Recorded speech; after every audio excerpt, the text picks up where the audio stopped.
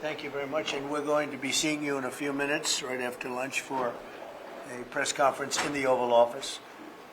And I assume you'll all be there. It's the same group. If you had a question or so for the Prime Minister, please, you could ask. Anybody have a question? Okay, good. Then we'll just end it right now. Prime Minister, you have said that the president's tariffs are wrong. Do you still believe that the United States is a reliable? They always try to help. It could only be her. Should the European Union still believe that the United States is a reliable trade partner? Well, I'm here exactly to work for make the West stronger. For I believe in the West unity, and I think simply we have to talk. She and believes find in the ourselves. president. She believes in the president. Also, and find ourselves in the best middle way to grow together. That's why I'm here. So, if I wouldn't think it's a reliable partner, I wouldn't be here.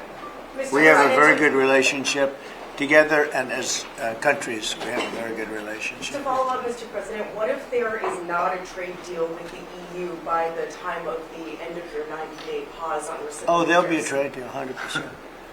Oh, well, you think there won't be? Of course, there'll be a trade deal. Very much. They want to make one very, very much, and we're going to make a trade deal. I fully expect it, but it'll be a fair deal. Are they on your priority list? Everybody's on my priority list. Mr.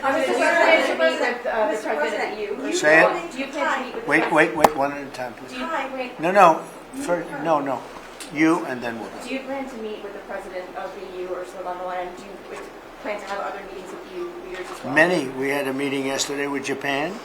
As you know, we've had numerous talks, very, very at the highest level, frankly, with other countries. Yeah, we're doing very well, and we're moving along on trade very well. The United States was ripped off and taken advantage of by every country in the world, practically. I mean, I have to say practically, but just about everyone. That's not going to happen anymore, but we're going to make fair deals. Mr. President, given talks with Japan and Italy this week, do you expect to announce an initial trade deal with any of these countries by next At a week? certain point, yeah, we're in no rush. We're in no rush. You have to understand we're getting right now 25% on cars, 25% on steel, 25% on aluminum.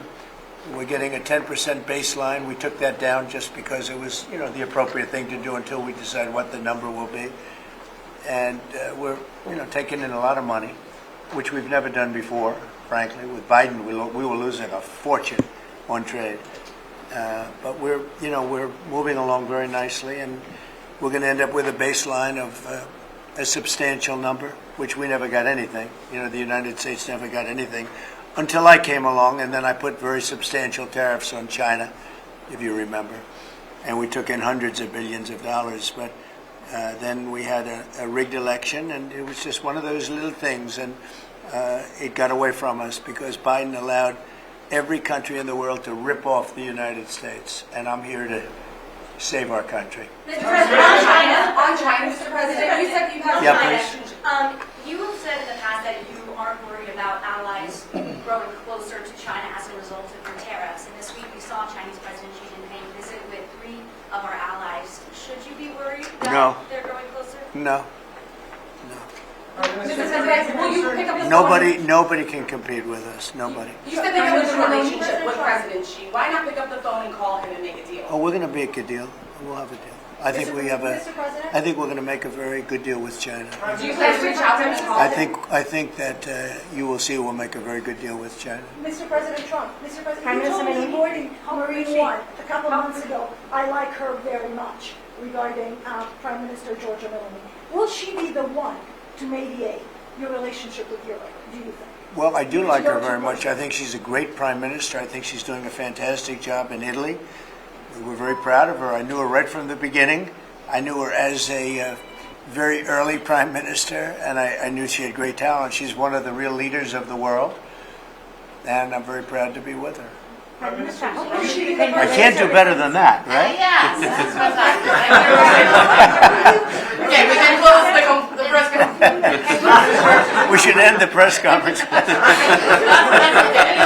Yeah, please, go ahead. Prime Minister, how quickly can you raise your defense spending? Oh, well, Italy is going to the next summit of the NATO announcing that they raised the 2%, as was requested. It'll go up. It's Yeah. yesterday. It'll And then Europe, and Is then it enough, Europe, as Mr. you know, President? is Do we need and It's then never Europe- enough. Europe, as It's you know, never. Europe, as you know, is committed to do more, is working on tools to allow help the member states in increasing the defense spending, and we are convinced that everyone has to do more. Prime Minister, are you ready? Are the retaliatory tariffs that were passed before and then suspended still on the table? No, You sorry, can't make please it- repeat it. The retaliatory tariffs that the European Commission passed and then suspended, are they still on the table if you cannot make a deal with President Trump? I'm sure we can make a deal, and I'm here to help on that. I cannot deal in the name of the European Union. My goal would be invite President Trump to pay an official visit to Italy and understand if there's a possibility when he comes to organize also such a meeting with Europe. I think the best way is that we simply speak frankly about the needs that every one of us has and find ourselves in the middle. That's useful for all. I really, somebody calls me such a Western nationalism. I don't know if it is the right word, but I'm sure that together we are stronger. And I have to find a way. I'm here to find the best way to make us both stronger on the two shores of the Atlantic.